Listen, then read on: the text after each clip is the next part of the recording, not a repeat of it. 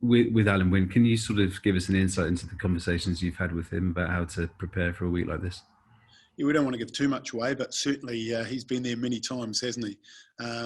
It's just good hearing from the older head, and some words of wisdom from his point of view, which is shared with the younger players and with the group. Look, he's got so much experience. When he does talk in these situations, everybody listens, and it's invaluable having him in these situations.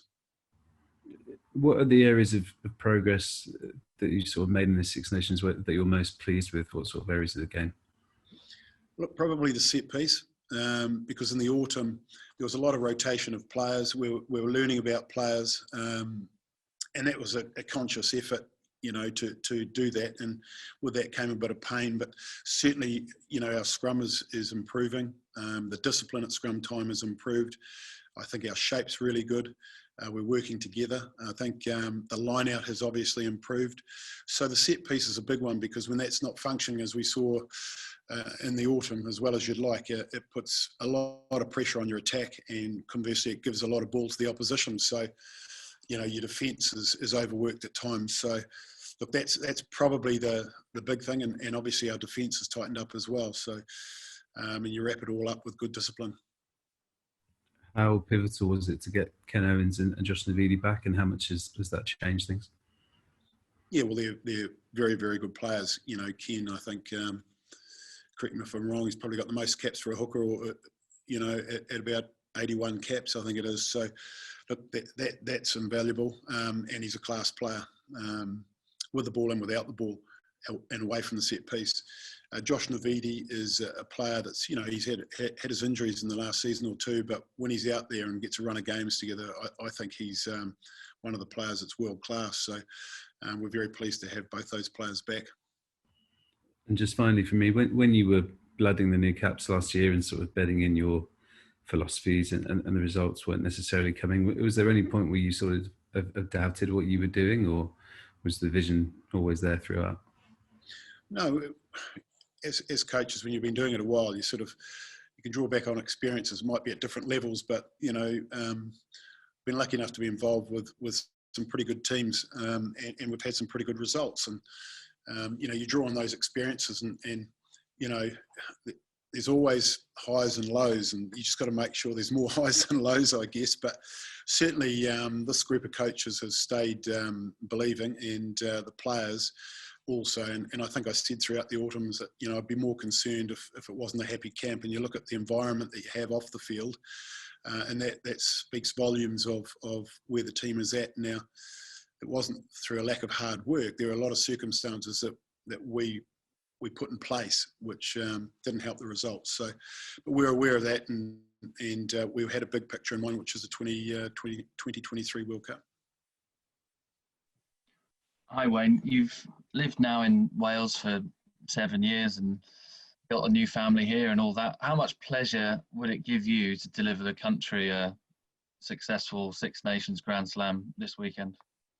Oh, it would mean everything, really, because, as you say, coming up to 7 years, you sort of understand what it means to the country, and what it can do to productivity. And I've just noticed that walking around the golf course here yesterday on the day off, the amount of people that were just saying, good luck for the weekend, and they're very supportive, and and that changes very quickly, doesn't it, from the autumn to now? So understand what it can do to people, and we certainly want to give it our best shot to try to get the ultimate prize. You mentioned your son working on the America's Cup down in New Zealand. What messages have you had from down there, and any guys from Takapuna Police Station getting in touch and wishing you well and all that?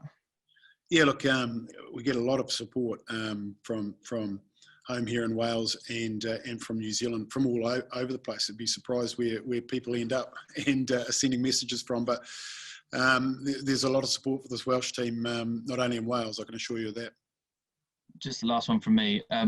In each game of this Six Nations, Wales have been underdogs with the bookies and have always, aside from the Italy game, played a team higher than you in the rankings. Can you talk about that sort of the way that you've dealt with all that and the resilience you guys have showed throughout this tournament? Look, world rankings are numbers really on a piece of paper.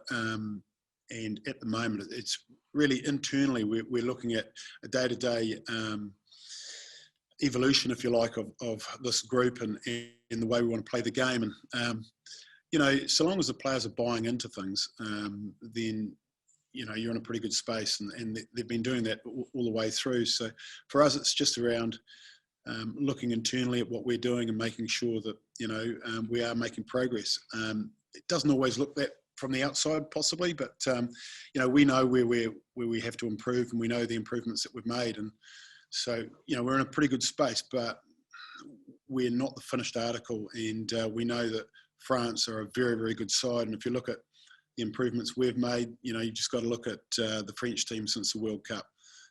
They've done a fantastic job. So I think it's two teams that are starting to play some really good rugby, and makes for a mouth-watering final match.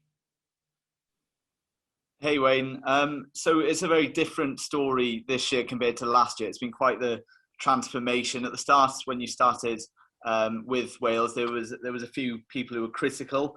They've since been a bit silent. But do you think some of your critics were a bit too fast to judge your take on Wales at the start of your tenure? Possibly, but look, at the end of the day, it goes with the territory, doesn't it? I mean, the same thing happened at the Scarlets.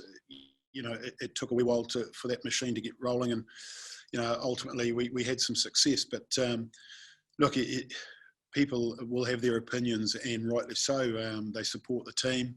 They put a lot of faith in what we do, and if things don't go well, questions get asked. And, you know, I'm not bothered by that in the slightest. You know, when I watch other sports, I'm probably quite critical as well. So, you know, it's just human nature, isn't it? Thank you very much. Pob luck. Thank you. Hi Wayne, it's Alex here. Just one question. You talked about the passion of the nation, but what would a potential Grand Slam mean to you personally, given, like you've talked about, the pressure and the criticism that has been going on? Look, I'd be very, very pleased. And obviously as individuals, you know, we're competitive people, and we want to win things. That's what you're in it for. But for me, it's also about helping develop rugby players and seeing them improve and become the best they can be. And we're starting to see that with some of these players, and we're seeing some young fellas develop, you know, like a Louis Rees-Zammit from not playing in the Six Nations last year to where he's at now. Just seeing that growth, it's just fantastic, and it's worth its weight in gold, you know. It's so look, winning a Grand Slam would be fantastic. Winning the championship would be fantastic.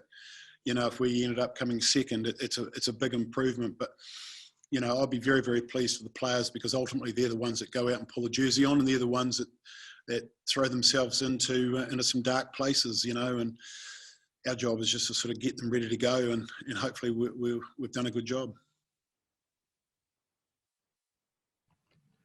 Hi, Wayne, David.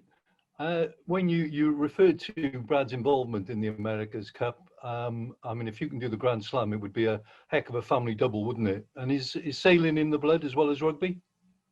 No, he's offshore. He's part of the events team, so he's more in organisation. So he's certainly not a sailor, but he's certainly very proud of what they've achieved down there, I think, off the water and putting the event together. And I've seen stories that he wasn't able to tune into certainly the England game.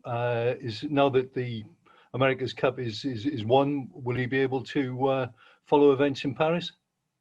Oh yeah, definitely. And his brother Matthew would probably say he exaggerates a bit, but no, they're both very supportive. They'll both be watching, and they'll both be wearing their Welsh jerseys. Thanks, Wayne. Thank you. Thanks very much, everybody. Thanks a lot.